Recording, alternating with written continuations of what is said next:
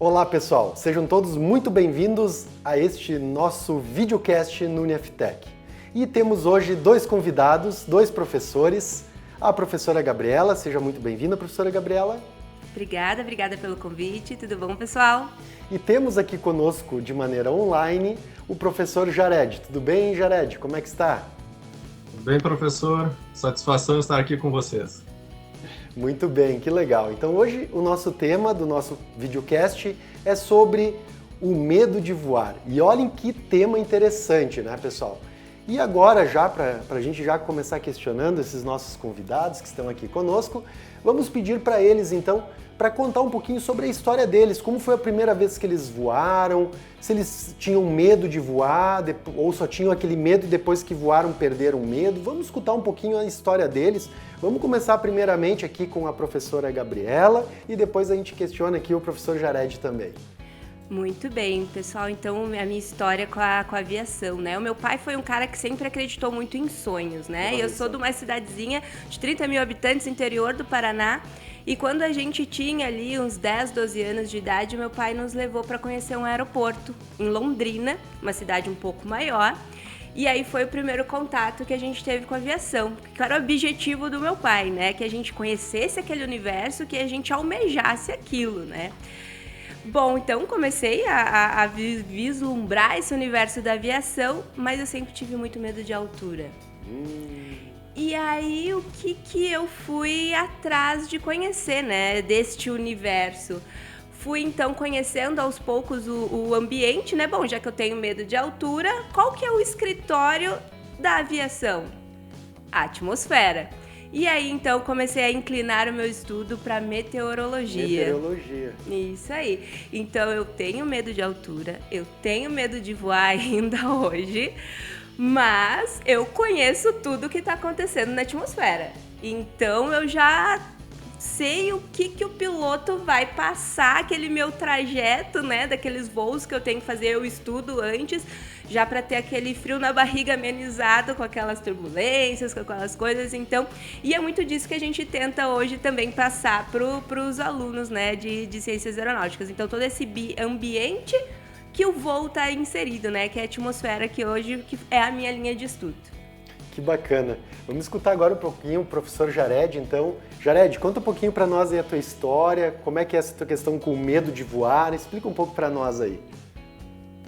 Eu sempre achei muito bonito o ramo da aviação, morei próximo de aeroporto, então eu sempre via essas máquinas lindas e tinha a curiosidade sempre de, quem sabe um dia, estar lá dentro, trabalhando e participando dessa indústria tão fascinante que é a aviação.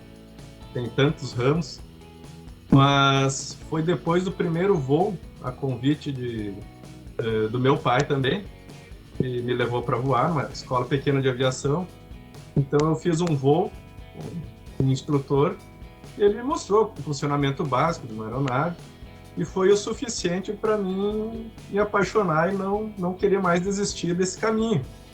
Então eu comecei uma escola pequena de aviação, fazendo as horas de voo, conforme os requisitos da Autoridade de Aviação Civil Nacional, a ANAC.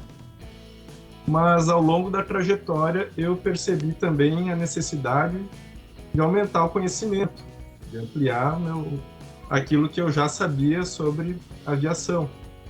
Então eu vi que alguns amigos já tinham curso superior na área e eu também senti esse desejo, a vontade de ter um curso superior também na minha área, que eu tinha escolhido como profissão. Então, já no meio da caminhada, já realizando as horas de voo, então eu descobri curso superior em Ciências Aeronáuticas. Então eu ingressei, na época a gente fazia o vestibular, ainda temos hoje, né, mas de maneira diferenciada. E então eu ingressei na faculdade e descobri que tinha muito mais a acrescentar aí na minha formação, para a minha profissão que eu tinha escolhido. E achei muito interessante também as duas ênfases que hoje o curso oferece, tanto a gestão, para quem pretende talvez seguir na área mais administrativa, na aviação, ou empreender o próprio negócio na indústria aeronáutica, ou mesmo também um concurso público, quem sabe, da ANAC, a Agência Nacional de Aviação Civil, e a pilotagem também, que é a segunda ênfase dada no curso de Ciências Aeronáuticas também. Então, como o aluno pode escolher, né, eu acabei optando pela pilotagem, que era o sonho desde o início. E me formei, então, como na habilitação piloto de linha aérea. Que bacana, Jared, que bacana tanto a tua história como da professora Gabriela, né? Vendo que vocês dois acabaram, de certa forma, a Gabriela indo para a área da meteorologia, né? E você indo para a área das ciências aeronáuticas, né? Especificamente. E agora eu tenho uma pergunta para vocês, que é a seguinte, e é uma pergunta bastante polêmica, e eu acho que todo mundo que está nos assistindo agora deve ter pensado, quem já voou sempre pensa nisso, né? Turbulência derruba avião? Jared, fala para nós aí, você que é professor de diversas disciplinas nossas, né, e tem experiência na área, a turbulência derruba avião? Avião grande, avião pequeno, enfim, como é que funciona isso? Se derrubasse tão facilmente, as autoridades de aviação não certificavam, não emitiam um documento chamado Certificado de Aeronavegabilidade. O avião, a gente aprende isso nas diferentes disciplinas no curso de Ciências Aeronáuticas. O avião, ele deve preencher certos requisitos, desde o projeto até a concepção, fabricação. Ele deve cumprir certos requisitos que estabelecem, então, a autoridade de aviação. E para ele ser certificado, então, esses requisitos, ele tem que cumprir esses requisitos e ser posto à prova, os famosos voos de testes.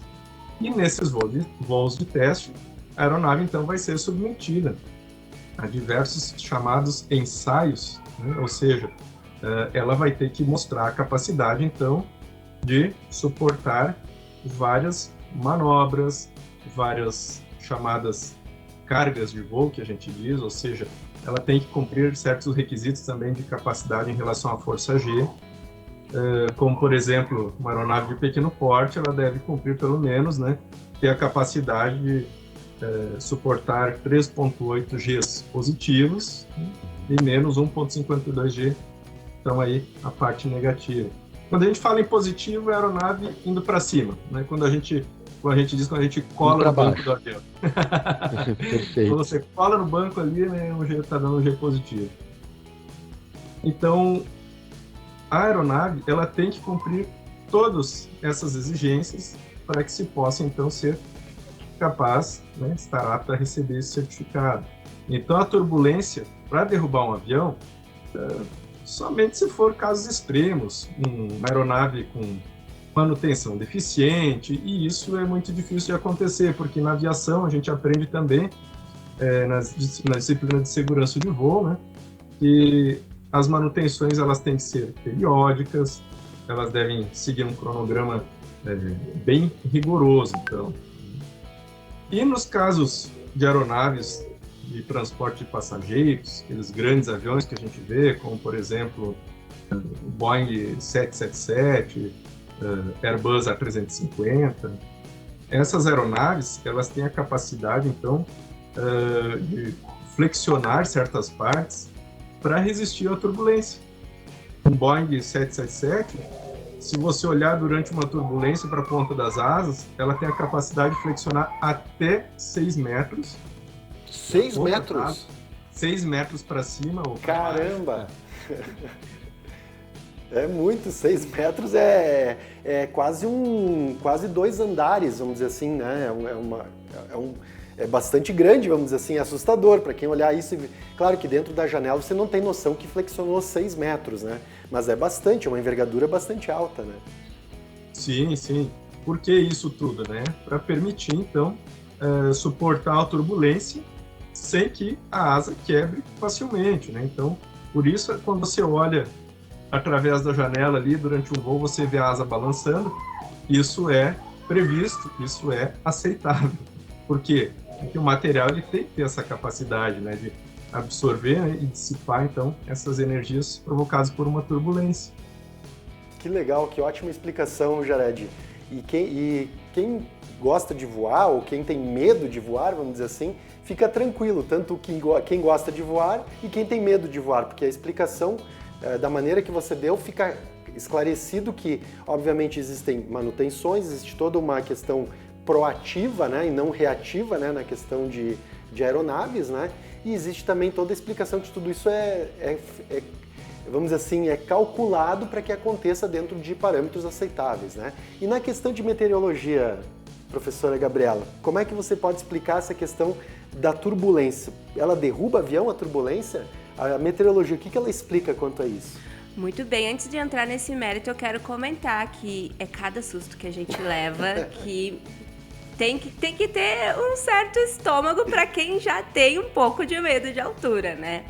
O que acontece hoje, né, em questão da meteorologia, quando a gente analisa a atmosfera, né? Hoje o piloto, ele precisa conhecer o ambiente atmosférico, tanto do aeroporto que ele vai decolar, do aeroporto de destino, da rota, e também ele precisa ter uma alternativa em caso de alguma situação de emergência, né? Então o piloto, ele já decola sabendo as possíveis situações meteorológicas que ele pode encontrar, né? Então ele já tem ciência, a equipe já tem ciência e busca alternativas, como desviar de uma cumulus nimbus, que é a nuvem de tempestade que hoje mais gera turbulência, frentes frias. Então hoje o piloto, ele já é preparado para todas essas situações adversas o que tange a meteorologia, né? Então algumas situações ele não vai conseguir evitar, ele vai precisar passar por situações de turbulência, né? Mas, como o Jared bem explicou, a aeronave é toda preparada para isso e precisa da expertise do piloto, né, em questão do ambiente meteorológico, tá com a meteorologia sempre na cabeça, para procurar alternativas, justamente para ter um conforto para a tripulação, né? Porque isso tudo conta no final, né, ali para a companhia aérea e tudo mais, né? Então, até contando uma situação que eu passei, assim, e que a gente fala muito para os alunos, assim, conversem com a tripulação, conversem com as pessoas que estão ali a bordo. Por quê?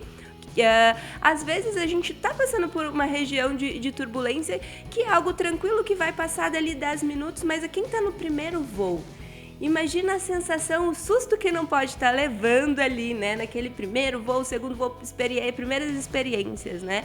Então eu sempre falo pros alunos, dentro do possível, avisa o que está acontecendo para a tripulação, para os passageiros ficarem tranquilos nessa viagem, né? Então, eu sempre falo isso, eu passei por situações assim, onde eu fui avisada, eu sabia da meteorologia, mas o meu estômago já estava aqui em cima, porque, enfim, eu tenho medo de altura. Então, eu sempre vou com o tercinho na mão ali, rezando, mas faz parte, né? A meteorologia é um fluido, né? E esse fluido se movimenta o tempo todo e esse movimento traz oscilações. Então, cabe a quem comanda a aeronave estar sempre de olho em toda a previsão de tempo e estar sempre estudando muito isso, né? E no nosso curso, né, de Ciências Aeronáuticas do Uniftec, os alunos aprendem em qual disciplina esses temas? Vamos pedir aí para os colegas aí nos ajudarem. Quais são as disciplinas que são trabalhadas a questão de turbulência e essa questão de meteorologia? Nós temos duas disciplinas específicas de meteorologia, a meteorologia básica e a meteorologia avançada, né? Então, a gente estuda todo o ambiente meteorológico desde o cerne do fenômeno, né? Então, tudo que acontece na atmosfera até gerar aquele fenômeno, né? Então, a gente prepara o aluno para, de repente, olhar uma nuvem e entender o ambiente meteorológico que ele está inserido e não simplesmente ler ou interpretar um código meteorológico com a previsão pronta. Então ele vai conhecer e interpretar todo o ambiente meteorológico que aquela nuvem está inserida. Porque de repente falha a comunicação, ou ele está ali nos inícios do curso, é uma aeronave pequena ainda, falha algum instrumento, falha alguma comunicação, ele precisa pousar. ele precisa pousar, ele precisa entender, então, todo esse ambiente meteorológico ele pode ter visto antes de decolar, porque é a obrigação dele, mas pode ter passado o tempo e a meteorologia muda muito rápido, né? Então, a gente treina os alunos nessas duas disciplinas para que ele, além de conhecer o fenômeno e interpretar os códigos meteorológicos, ele também conhecer o ambiente que ele está inserido. Então, ele olhar para aquela nuvem, aquela temperatura, aquela pressão e ele entender o que está acontecendo naquele ambiente meteorológico. Interessante. E nesse sentido, quando um piloto decola, né, ele tem uma rota para seguir, ele tem um caminho já predeterminado. Conforme a meteorologia, isso pode alterar, pelo que eu entendi, né? Pode-se utilizar uma rota ou outra rota. E se no meio do caminho, como você falou, altera-se a questão meteorológica, ele pode trocar a rota dele em voo ou ele não pode trocar? Uma vez que está no ar com a rota traçada, ele fazer um outro caminho. Isso acontece na aviação? Isso acontece na aviação, mas isso tudo precisa ser comunicado. Autorizado, tem que ser comunicado. Isso aí. Tudo precisa ser comunicado, autorizado, porque hoje a gente tem linhas, né? Vias aéreas que a gente chama. Então, isso tudo acontece. A gente pode estar num sentido de voo que, de repente, a gente está com vento de proa, vento contra e retardando o nosso voo, né? Então, às vezes, algumas mudanças são benéficas, não só para não enfrentar problemas meteorológicos, como também para contribuir com o voo, né? Mas acho que o Jared consegue explicar um pouquinho melhor quais são os passos que o piloto tem que executar para poder mudar um pouco a aerovia, né, Jared? Fala um pouquinho para nós sobre isso, Jared. Como é que funciona se eu estou lá voando e de repente eu tenho a rota traçada, eu vou para Florianópolis, por exemplo, saindo aqui da região da Serra Gaúcha, vamos supor, e de repente o tempo muda, a previsão muda, a meteorologia e eu tenho que tomar uma outra rota. O que acontece nesse caso? Quais são as ações que o piloto tem que tomar? A professora Gabriela citou a importância do planejamento quanto à meteorologia e nós aprendemos na disciplina, especialmente na disciplina de regulamentos de tráfego aéreo, que o piloto ele é o responsável principal pelo planejamento do voo. Então, ele deve saber tudo aquilo que concerne ao voo a ser realizado. Então, faz parte ele tem a obrigatoriedade de saber isso. Então, como por exemplo, né, você citou, o piloto, caso necessário, precise desviar a rota de um destino planejado, desde a fase de planejamento ainda em solo, é previsto um aeroporto de alternativa. Caso precise ser feito um desvio, então, para um outro aeródromo, que a gente chama. Mas também existe a possibilidade de aguardar em alguma parte da rota, algum setor que não exista turbulência, a situação meteorológica seja mais favorável também. A aeronave possui combustível também de reserva para isso, e aguardar talvez as condições meteorológicas do destino previsto melhorarem. É possível também realizar esse tipo de ação. Mas muitas pessoas não conhecem ou não sabem, as aeronaves, muitas delas têm também um radar meteorológico. Como é que o piloto sabe, às vezes, onde desviar, né? A aeronave ela possui um equipamento, que é um radar meteorológico, que ele mostra onde tem nuvens mais carregadas, precipitação, ou seja, ele baseia-se, né, na presença de umidade, né? Então, existe um tipo de turbulência que ele não é capaz ainda a maioria desses equipamentos ainda não é capaz de detectar, que é a famosa turbulência em ar claro. As novas gerações já estão vindo com essa tecnologia, mas a grande maioria ainda não possui essa capacidade. Mas existe sim, então, esse planejamento já prévio, seja a possibilidade de alternar para um aeroporto já previsto, onde as condições já verificadas anteriormente à decolagem sejam pelo menos melhores do que o destino, né? Ou se não, aguardar também, né, em rota, caso necessário, né, as condições melhorarem no aeroporto inicialmente previsto para o pouso. Já. Muito bem, que ótimo, né? Que bela explicação, né? E esclarecer esse ponto que as pessoas também ficam em dúvida, né? Às vezes até a gente pega algum voo aqui para a Serra Gaúcha, que a gente sabe que é uma região complicada, com bastante ventos, montanhas, e muita gente tem que pousar em Porto Alegre. Isso na melhor das hipóteses, né? Às vezes, na pior das hipóteses, acaba se desviando para Curitiba, para Florianópolis, até para outras localidades.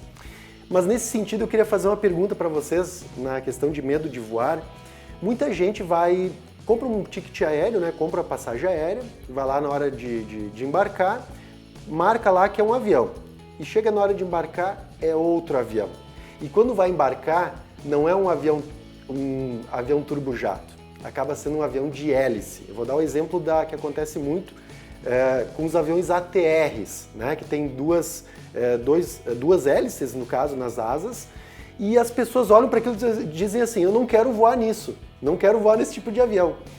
Eu gostaria que vocês falassem um pouquinho, então, o Jared principalmente, a questão do avião turbo-hélice. Qual que é o preconceito das pessoas em voar num avião turbo-hélice? Tem que ter preconceito? É um avião seguro? Totalmente. Se está voando, ainda mais numa empresa de transporte de passageiros, é porque cumpriu os requisitos de certificação da autoridade aeronáutica. E com certeza para passar por turbulência também com segurança. Olha só. E me diz uma coisa, Jared, é mais fácil pilotar o avião a jato com a turbina ou o avião turbo-hélice? Qual dos dois é mais fácil pilotar? Ou não existe essa diferença? Não existe essa diferença. Os conceitos básicos de pilotagem são válidos para todos os aviões. Eu sempre brinco, se virar para a esquerda, vai para a esquerda, se virar para a direita, vai para a direita. Claro que existem, nós temos uma disciplina de teoria de voo de alta velocidade. Sim, a gente aprende que alguns conceitos físicos são diferentes no avião a jato do que no avião a hélice. Óbvio que no avião a jato as coisas acontecem mais rápido, e no avião a hélice um pouco mais devagar. Mas os conceitos fundamentais são os mesmos para as duas aeronaves. Os dois são seguros. Eu particularmente já voei com a ATR e confesso, achei o voo maravilhoso. As janelas são bem boas porque a asa do avião acaba sendo em cima, então você tem uma boa visibilidade dos dois lados, né, para olhar pelas janelas, né? Eu particularmente gostei e não tive medo nesse tipo de avião, mas tem muita gente que tem preconceito, né, professora Gabriela? O frio na barriga ele vai existir e eu acho que faz até parte dessa adrenalina legal de voar, né? Da gente estar num ambiente que não é do nosso dia a dia enquanto passageiros, né? Então, essa adrenalina ela é importante, ela faz parte, mas como o Jared bem explicou, a segurança, a segurança ela tá em primeiro lugar sempre, né? Então, o piloto hoje ele passa pela trajetória de formação dele por várias disciplinas de segurança de voo, né? Então, tem essa parte de regulamento, conhecimento da aeronave, né? Daquilo que ele está utilizando como a sua ferramenta, mas a segurança vem em primeiro lugar. Em todos os procedimentos dentro da aviação, a segurança em primeiro lugar. Então, desde que ele entra na Universidade de Ciências Aeronáuticas, vem o termo segurança, e ele segue toda a formação dele nesse quesito segurança. E hoje nós temos no Neftec, então, o curso de Ciências Aeronáuticas, né, no formato à distância. E esse curso ele é oferecido, então, através de lives. Então, as disciplinas específicas, os alunos acabam tendo aulas através de lives. O professor Jared é a nossa professora, a professora Gabriela também. E esse curso ele dá 2 habilitações, professora Gabriela. Gostaria de falar dessas 2 habilitações que o curso de Ciências Aeronáuticas dá para os alunos? Sim, hoje a gente forma os alunos então na habilitação de gestão da aviação civil, né? Então toda a parte que tange a gestão da aviação e também a piloto profissional de aeronaves, né? Então o aluno ele pode ingressar em uma dessas 2 habilitações, ele vai cursar todas as disciplinas exigidas pela ANAC, tá? Nas 2 habilitações, o que vai diferenciar uma da outra é que a disciplina de gestão vai focar mais em negócios, para que ele aprenda os negócios que podem girar em torno da aviação e partir para outras atividades quanto gestão, né? Como também pode pilotar se ele escolher essa habilitação. E a habilitação de piloto de linha aérea, então, ela é mais focada para a questão de voo de aeronave, um entendimento um pouco maior enquanto estruturações, mecânica da aeronave, a carreira do piloto de linha aérea. Professor Jared, qual que é uma das disciplinas, eu sei que você ministra várias disciplinas nossas, mas qual que é a disciplina que você mais gosta do curso de Ciências Aeronáuticas, em ser professor? Eu tenho a minha disciplina xodozinho, que é uma disciplina chamada Teoria de Voo. que ela aborda conceitos de física, conceitos fundamentais da física, como aerodinâmica e outras leis aí, nas quais a gente se atém mais à parte dos fenômenos, não à parte dos cálculos. Os cálculos a gente deixa para o pessoal da engenharia, porque durante o voo não tem como a gente ficar fazendo muito cálculo também. Mas é uma disciplina que eu gosto muito, porque ela ajuda também a quebrar muitos conceitos já que os alunos às vezes trazem sobre comportamento da aeronave, como a gente falava anteriormente sobre a questão da turbulência também, derruba avião, não derruba avião. Então a gente quebra alguns mitos ali que as pessoas trazem, né? Todo avião de hélice é teco-teco? Não, todo avião de hélice não é teco-teco. O que é teco-teco? Mas é uma disciplina que eu gosto muito, porque a gente consegue abordar vários aspectos do voo. Então eu tenho muito carinho por ela também, ainda mais nessa modalidade do EAD. A gente pode atender vários alunos, onde estiverem, e facilitando também para o pessoal da aviação. Às vezes nós temos pessoas no segmento da aviação, devido a essa dinâmica de não poderem, às vezes, estar presencialmente em determinado lugar, elas podem ter um curso superior na área e realizando nessa modalidade EAD como nós oferecemos. Muito bem. E nesse sentido, falando um pouquinho mais sobre o curso, professora Gabriela, como é que fica a questão prática do curso? Porque você está fazendo um curso de ciências aeronáuticas, né? No caso de uma das habilitações que é para piloto, né? Como é que funciona essa questão prática do curso? O que o aluno precisa fazer? Ele precisa ter um aeroclube parceiro para fazer as aulas práticas? Explica um pouquinho para o pessoal que está nos assistindo, que além, importante de falar sobre o medo de voar, também um pouquinho sobre a questão do curso mesmo. Como funciona essa questão prática? Sim, muito boa pergunta, Rafael. Então a gente tem, né, a parte toda teórica do curso, né? E o aluno, para ser piloto, ele precisa tirar carteira, certificações na ANAC, né? Que é o órgão regulador nacional. Então ele vai precisar de um mínimo de horas de voo, né? E essas horas de voo ele vai fazer em um aeroclube parceiro. Um aeroclube na cidade dele, na cidade vizinha. Então a gente vai fazer parcerias também com os aeroclubes para facilitar para o aluno isso. Então ele vai ter toda a parte teórica conosco. Hoje existe um avanço de simuladores muito grande, onde o aluno, dentro da graduação conosco, também já vai ter contato com simuladores de voo, né, que ele pode baixar no próprio computador dele para começar os treinamentos, né? Mas a hora de voo aí ele precisa ter o mínimo para começar a tirar as carteiras e ele vai fazer num aeroclube parceiro. Então ele vai ter toda a teoria, todas as disciplinas que a ANAC exige e um pouco mais, e também parte já desde o início um pouco de prática, usando simuladores e softwares que no decorrer das disciplinas os professores vão disponibilizando para os alunos. Qual é a carga horária do nosso curso atual hoje de Ciências Aeronáuticas? Está em 2.620, se não me falha a memória. 2.600 horas aproximadamente. Isso aí. E quantas horas práticas ele precisa ter para ter o brevet de piloto privado, né? É 40 horas, se não me falha a memória. 40 horas no mínimo, né? Para ele ter essa habilitação. E um piloto comercial? Aí é outro departamento. Aí já... o bicho fura mais embaixo. Aí tem um voo noturno, voo IFR, então o caminho é um pouco mais longo, né? Mas quando ele entra na graduação, os professores já vão passando para eles tudo que é necessário, orientando, então ele já começa a traçar o caminho dele já nas primeiras disciplinas e entendendo todo o percurso que ele vai precisar chegar para a companhia aérea.